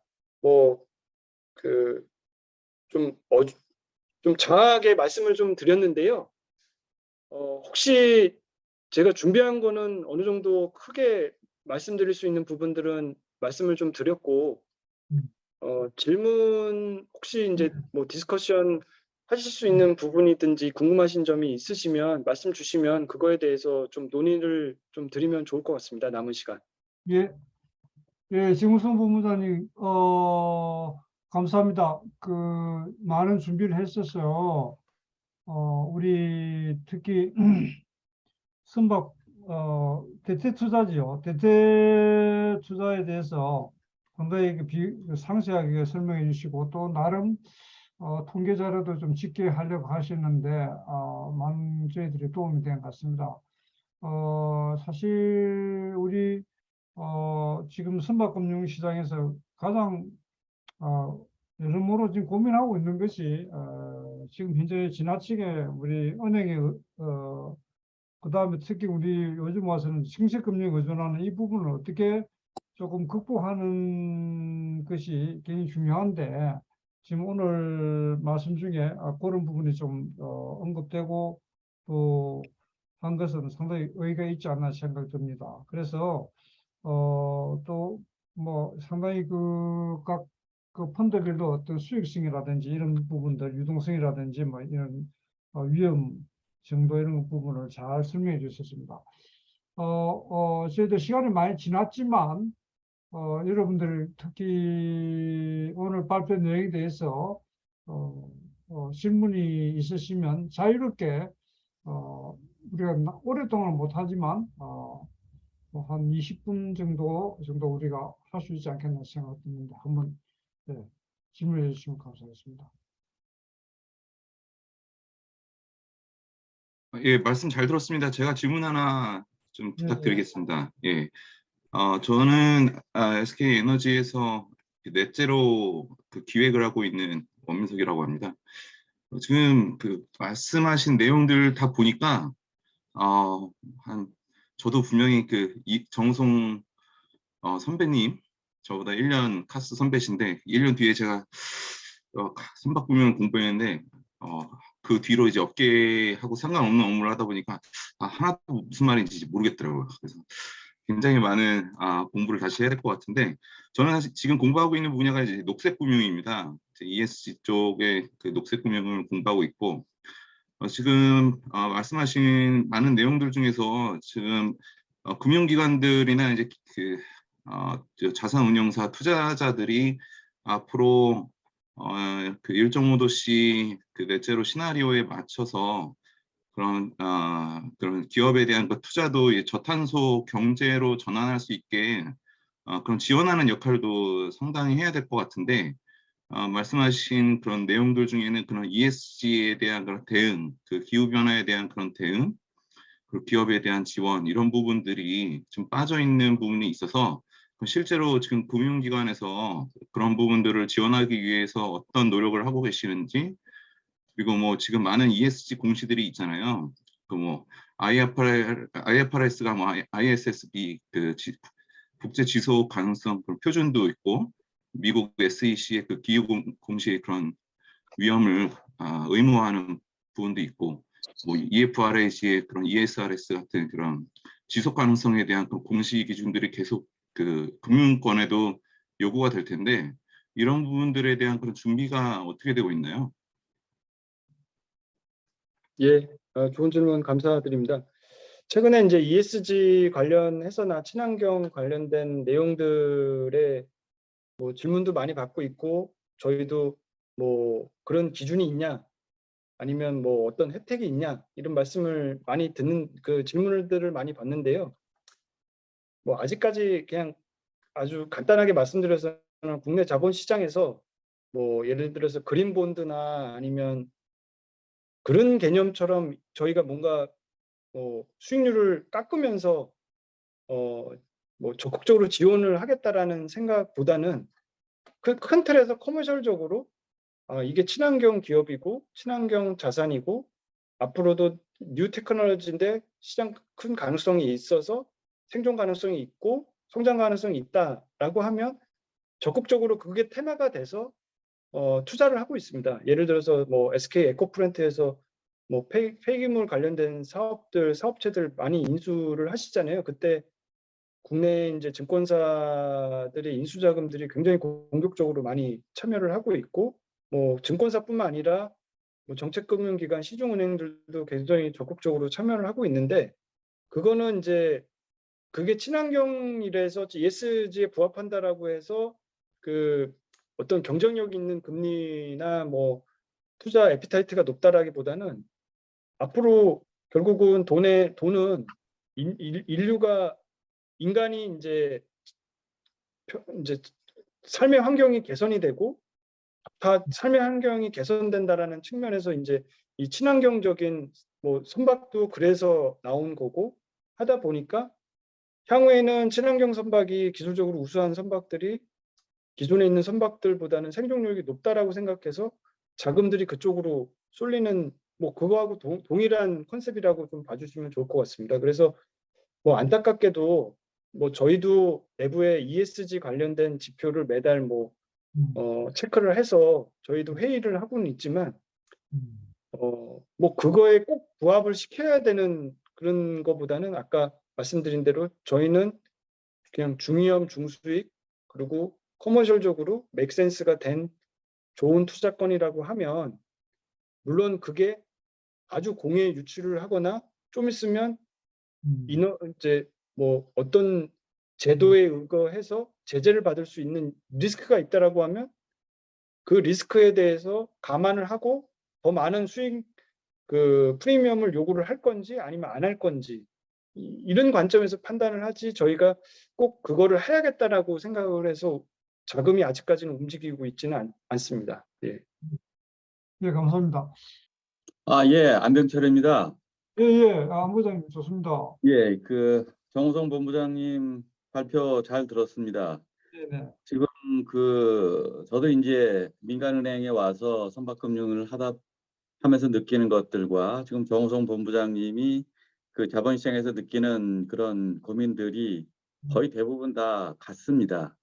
그래서 이제 뭐 다 아시겠지만 이제 간단히 정리해 보면 정책금융기관 위주로다가 지금 돌아가고 있고 또 수익성 면에서 상당히 선박금융이 좀 약하다 보니까 전체적으로 그 외면을 받는 그런 상황은 뭐 은행이나 사실 자본시장이나 이제 다 같은데 이런 부분들은 뭐 여러 가지 이제 노력은 해야겠습니다만 당장 그 개선을 될 수 있는 문제는 쉽지는 않을 것 같습니다. 그런데 이제 제가 하나 관심이 있는 것은 실제로 그 자본시장에 그 대체 투자를 하는 투자자들이 선박금융에 대해서 관심이 좀 있는 건지 아니면 거의 없는 건지 왜냐하면 그 부분이 결국은 불씨를 살릴 수 있는 그 어떤 단초라고 저는 생각을 하고 있거든요. 그래서 저도 역시나 이제 이 포트폴리오의 어떤 다양화 측면 은행들도 역시 마찬가지입니다만 당장 수익이 나는 부동산이라든지 이런 쪽에 굉장히 많은 그 관심들을 가지고 또 자원을 그쪽에다 배분을 하고는 있습니다. 그래서 결국 그 수익성 면에서 지금 당장 뭐 부동산이 앞으로 어떻게 될지 모르겠습니다. 하여튼 지금까지는 상당한 고수익을 냈고 대부분의 은행에서도 이제 그런 쪽에 이 자원이 분배가 되다 보니 선박금융이 자꾸 뒤로 밀리고 하는 건 있습니다만 궁극적으로는 이제 업무의 포트폴리오라는 게 돈 된다는 것만 갖고서 할 수는 없는 거거든요. 그리고 이제 다양한 포트폴리오를 통해서 이제 나중에 또 양지가 음지되고 음지가 양지되고 이제 그런 거를 감안하기 때문에 이제 우리가 포트폴리오 하는 거 아니겠습니까? 근데 거기서 가장 중요한 핵심은 관심이 아예 없다 그러면 굉장히 어렵습니다. 그런데 관심이 어느 정도가 되는지 저는 그 현장의 목소리를 한번 조금 더 듣고 싶습니다. 예, 감사합니다. 예. 있습니다. 예, 있다라고 말씀드린 게 맞고요. 관심이 많습니다. 확실히 예전보다 그리고 호황이 HMM 덕분이든 물론 정책금융에서 국내 해운 회사들 많이 지원해 주시고 이제 이 해운 호황이 왔을 때 많이 살아났기 때문에 또 체력이 좋아졌기 때문에 하고 싶습니다. 근데 하고 싶어도 아까 말씀드린 대로 미니멈 타겟 수익률이라는 개념이 있기 때문에 이미 국내 선사의 요구 수익률 눈높이는 이만큼 내려가 있어요. 정책금융기관에서 주시는 금리 수준이나 프로그램에서 나오는 금리 수준이 부산에 가서 얘기를 드리면 이 정도 금리를 할 수 있고, 당연히 선사 입장에서는 이윤을 맥시마이즈하기 때문에 굳이 비싼 이율을 할 수 없고 어떻게든지 정책금융을 맥시마이해서 이 자금을 맥시마이해서 쓸 수 있다라고 최대한 활용하는 것이 당연히 수익성이 높기 때문에 하고 있습니다. 이제 그 기관 투자자들 입장에서는 아무리 낮춰도 이걸 못 따라가는 지금 시장입니다. 예전에는 일부 보험사들은 이거를 맞췄습니다. 맞출 정도로 해서 그래도 민간하고 이제 뭐 오션밸류 펀드 프로그램이든지 이렇게 해서 조금 이렇게 같이 협업할 수 있는 뭐 1종, 2종이라도 이렇게 나눠서 어떻게든지 만들어볼 수 있는 영역이 좀 있었다라고 하면, 지금 이제 신조 지원 프로그램은 100% 그 정책금융기관 자금이고 그게 그 자금을 받을 수 있다라고 하면 그 어떤 자금보다는 사실 경쟁력 있는 프로그램이기 때문에 대부분 선사들이 대형 프로젝트들 생각에서는 자기가 생각하는 주요 프로젝트는 당연히 그 자금을 받으려고 노력을 하고 있어서 시장이 조금 괴리가 많다라고 말씀드릴 수밖에 없어요. 근데 저희가 작년에 이제 외국 선주 같은 경우, LNG선 같은 경우에는 그때 당시만 해도 쿠폰 금리가 7% 중후반이었습니다. 저희가 건조기간 2년에 10년 동안 후순위를 하고 쿠폰이 7.5%였다가 아모타이제이션이 10년 동안 타임 차터가 있는 기간 동안 풀 암호를 하는 구조를 짜게 됐고, 그거를 선주가 이제 억셉을 해줘서 저희가 국내 보험사 2곳하고 잘 모집을 해서 끝났습니다. 그래서 뭐 결론은 돈이 되고 좋은 프로젝트라고 생각을 하면 기관 투자자들이 들어옵니다. 예, 들어올 수 있습니다, 지금. 오케이, 감사합니다. 또 질문 있으십니까? 상당히 좀 희망적이네요. 예. 우리 스커너 사장님, 예, 지금 우리 개수법 어떻습니까? 오늘 말씀 서로 공감하는 부분 많이 있을 텐데 또 서로 협력해야 될 부분도 있고, 그죠? 2003년부터 지금까지 이제 선박금융을 해와서 예, 우리 정성 본부장님께서 이 역사 얘기를 할 때 옛날 생각도 많이 나는데, 예, 예.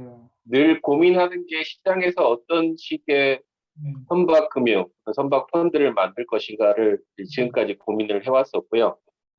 일하는 과정들이 그 연장이었다고 생각합니다. 저는 그 선박이라고 하는 게 우리나라 자본시장에서는 조금 대우를 못 받고 있지만, 선박이라고 하는 그 시장, 또 선박금융이라는 시장이 그렇게 쉽게 볼 시장은 아니거든요. 그 가능성은 전 어떻게 보냐면, 선박금융이 시장이 잘 돼야 된다라고 하는 당위에서 시작돼서는 안 된다고 보고 있고요. 해운 시장이나 해운 시황 이런 것들과 연계해서 투자자들을 끌어낼 수 있는 그런 상품을 잘 만들어내는 게 우선이라고 생각을 해요.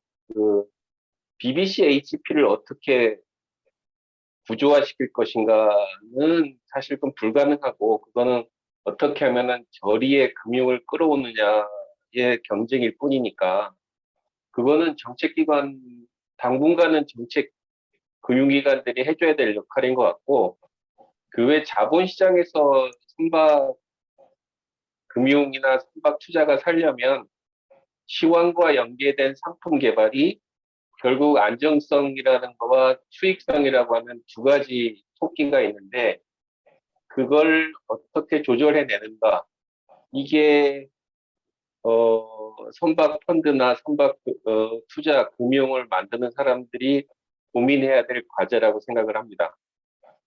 이상입니다. 예, 감사합니다. 좋은 의견 주시네요. 예, 그래서 아까 정보문자 말씀 대로 지금 해운 시황이 조금 살아나는 그런 시점이니까 거기에 따른 상품 개발도 조금은 수월해지지 않겠냐는 생각이 저는 개인적으로 좀 드네요. 예, 제가 뭐 예. 질문이라기보다는 코멘트 예, 예. 할게요. 오늘 이제 그 정우성 본부장님 그 어떻게 보면 민간 선박금융의 생생한 목소리를 들을 수 있어서 예, 굉장히 좋은 기회였다고 생각을 하고요. 예. 많이 배웠습니다, 저도. 한 가지 말씀드리고 싶은 거는 이렇게 정책금융기관이 선박금융에서 아주 주도적인 역할을 하는 게 어떤 의미에서 보면 조금 비정상적인 형태라고도 할 수 있어요. 좀 이렇게 여태까지 보이지 않던 이런 현상이 우리가 그냥 흔히 얘기하는 구축 효과, 크라우딩 아웃 이펙트일 수 있거든요. 그러면 이 부분에 대해서 정책금융기관들이 스스로 프로그램을 구성하고 할 때 어떤 역할을 해야 되는지에 대해서 지금부터 심각한 고민을 해야 될 것 같아요. 그게 해진공이든 캠코든 뭐 산업은행이든 뭐 여러 가지 그 정책금융기관 역할을 하는 주체들이 이 크라우딩 아웃 이펙트에 대해서 우리가 정책금융의 제공 역할을 하는 기관들이 어떻게 대응해야 되는지에 대해서 좀 심각하게 고민해야 된다 이런 생각이 들고요. 또 하나는 민간금융기관이 선박금융에서 역할을 못하는 게 아까 안병철 부장님도 말씀하셨지만 단기간에 이게 커렉션 되기 어려운 모양이에요. 정부부장이 발표하신 내용을 들어봐도 민간금융이 들어가서 수익을 내기가 어려우니까 그렇다 그러면 일종의 이거를 이런 단어로까지 규정해야 되는지는 잘 모르겠어요. 이거를 시장 실패라고 한다면 그러면 정부의 역할이 필요하거든요. 정부에서 이 민간 금융기관들이 정상적으로 역할을 하기 위해서 어떤 형태든지 역할을 해야 되는데 저는 그 역할의 핵심이 민간 자금이 선박으로 흘러들게 하는 인센티브로서 어떤 투자자들에 대한 세제 혜택 이런 것들을 다시 한번 고민해 봐야 되는 시점이 아닌가 그런 생각을 합니다. 특히 장기 투자에 대해서 민간 투자자들의 장기 투자에 대해서 어떤 형태의 인센티브를 줄 수 있으면 그게 그 정부가 할 수 있는 역할의 하나가 아니겠나 이런 생각을 하고 있거든요. 그래서 이런 부분에 대해서도 조금 한 번 더 얘기하고 고민할 수 있는 그런 기회가 있었으면 좋겠다 이런 생각을 합니다. 오늘 많이 배웠고 그 귀중한 시간 내줘서 이런 의견 내준 정부부장님께 감사드립니다. 예, 혹시 또 예. 팀장님. 저기 윤 교수님께서 말씀하신 부분에 이어서 좀 짧게 좀 말씀드리자면은 제가 보기에는 어차피 지금 정부 쪽에서 주도해서 하고 있는데요. 이게 지금 원래 정부 쪽에서 그 지원을 할 때 민간하고 이렇게 협업해 가지고 지원하는 구조로 갔었고 캠코도 저희도 이제 60% 한도였고 나머지 부분은 이제 민간에서 채우라는 그런 구조였거든요. 근데 이게 많이 변질돼 가지고 지금 뭐 어느 기관이라고 이렇게 말씀은 안 드리겠습니다. 근데 이미 뭐 80%, 90% 이렇게 가고 있거든요. 이렇게 간다고 치면은 제가 볼 때는 결국은 무너질 수밖에 없다고 생각을 하거든요. 해운이라는 게 사이클이 있고 그게 이제 지금 다가오고 있는 것 같은데 손실이 나면은 결국은 정부 쪽은 이게 계속 지원이 될까 그런 생각이 있습니다. 그렇기 때문에 결국 그때 이제 민간 쪽 자금이 필요한데 아까 전에 그 정 본부장님께서 말씀하셨지만은 민간 쪽에서 이제 인력이나 이런 자금 여력이 그때 없다고 하면 그때가 진짜 해운업의 이 위기가 오지 않을까 그런 생각이 듭니다. 그래서 민간 쪽은 꼭 살아 있어야 되고 그 정부 쪽에서 지원한다고 해도 민간하고 협업을 해서 그렇게 지원을 하는 게 이상적이라고 생각을 합니다. 개인적으로. 그리고 제가 펀드를 만들 때는 그렇게 만들어 왔습니다. 뭐 민간하고 계속 협업을 해서 펀드를 만들었는데 요즘 보니까 이제 많이 변질이 된 것 같아요. 그래서 좀 안타까운 부분이 있습니다. 이상입니다. 예, 좋습니다. 또 우리 오늘 많이 참여해 주셨는데 강미태 교수님 아마 아직 이동 중이라서 말씀하기 쉽지 않을 것 같고 저희 우리 이동의 KDB 전 본부장님 어떻습니까? 우리 오늘 KDB를 비롯한 정책금융이 조금 민간 금융의 활성화에 어떤 그 마중물 역할을 좀 해야 되겠는데 어떤 좋은 해안이 있으면 말씀 좀 해주시죠. 정보분야 오늘 그 이야기 잘 들었습니다. 거기 뭐 여의도에서 치열하게 지금 대체 투자 상품을 찾으면서 생생한 이야기를 들으면서 제가 참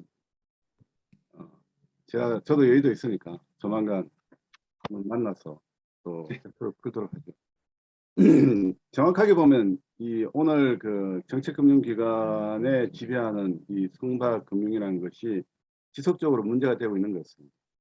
아까 말씀하신 크라우딩 아웃도 그렇지만 결국은 우리가 이 KGB 렛츠 투게더부터 시작해서 계속 민간하고 협업하는 구조로 만들다가 최근에 이제 한시적으로 신조 지원 프로그램이 나왔는데 그게 이제 전체가 한 90%까지 자금이 레디돼 버리는, 그러니까 소위 말해서 캐피탈 콜 방식으로 뭐 이미 레디돼 가지고 이 자산 운용사가 할 역할은 그야말로 이제 에이전트 역할밖에 못하는 그런 형태가 되어버렸습니다. 그래서 저는 제가 신도 지원 프로그램을 만들고 운영을 했지만 그게 이제 일몰이 돼야, 왜냐하면 위기 극복이 되고 지난번에 초대형 그 컨테이너 선박을 이 미주 노선 8척을 하면서 그게 이제 마무리가 됐을 거라고 생각했는데 지금 다시 또 이게 조성이 됐더라고요. 그래서 정부의 입장은 그래도 아직까지 위기 극복이 완전히 되지 않았다라는 측면에서 그런 거는 이해가 되지만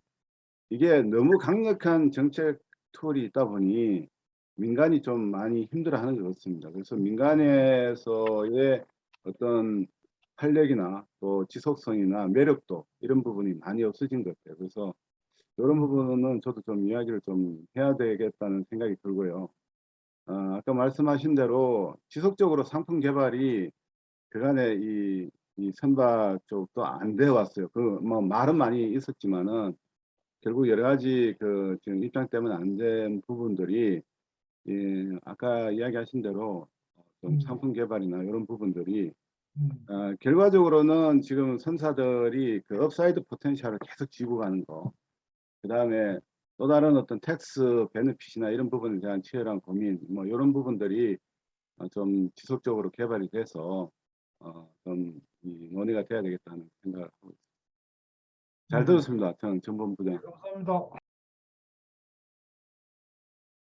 그럼 오늘 우리 한 6번째 이렇게 줌으로 해양금융 포럼을 진행한 것 같습니다. 아마 그동안 발표해 주신 분들이 STO를 비롯해서 우리 다양하게 우리가 했던 것 같습니다. 그래서 다음에도 우리가 다음 달에도 이렇게 진행할 예정으로 있습니다. 그래서 그 사이에 제가 또 몇 분하고 의논해서 어떤 주제를 했으면 좋겠다는 생각도 해보겠는데 혹시 좋은 의견이 있으면 우리 단톡방에 올려주시고 또 어떤 분을 초빙했으면 좋겠다, 말씀을 들어보면 좋겠다는 그런 의견 주시면 또 제가 섭외 안 되면 또 추천 한 분이 섭외를 하실 수 있지 않겠나 이렇게 해서 저희 오늘 특히 정 본부장님이 또 이런 그 캡ιτal 마켓에서의 어떤 여러 우리 특히 대체 투자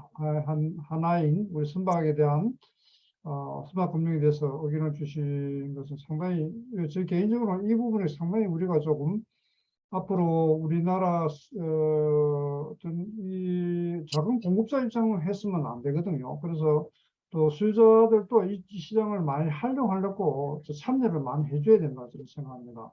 그래서 수요자와 공급자가 같이 동시에 캡ιτal 마켓을 이용한 그 어떤 의지를 서로 많이 갖는 그런 어떤 부분에서는 저희 학교에서도 또 정책 당국에 또 건의를 많이 할 필요가 있지 않나 하는 생각이 좀 듭니다. 그래서 우리 강백태 교수님이라든지 또 윤 교수님 이런 그 어떤 해진공에 특히 최근에 해진공 역할이 많이 커지고 있으니까 의견을 전달 좀 적극적으로 해주시면 좋겠다는 생각이 좀 들고 지금 캐슈는 안 들어왔고 오늘 보자 수원에도 안 들어요. 수원 우리 이재명 교수님 계시니까 이재명 교수님 앞으로 또 의견을 저희들이 논의하면 안 되겠나 생각합니다. 예, 그러면 장시간 동안 이 포럼에 끝까지 참여해 주신 여러분 감사드리고 오늘 보니까 그래도 뭐 회원이 우리가 170명 중에서 한 24명 들어왔습니다. 많이 들어오신 거라고 봅니다. 그래서 남은 그 주말 잘 보내시고 우리 특히 오늘 좋은 발표해 주신 우리 그 정우성 본부장 우리 박수 한번 보내서 우리 마치도록 하겠습니다. 감사합니다. 예, 감사합니다. 네, 수고하셨습니다. 좋은 주말 보내십시오. 예, 감사합니다. 뵙겠습니다. 예, 감사합니다.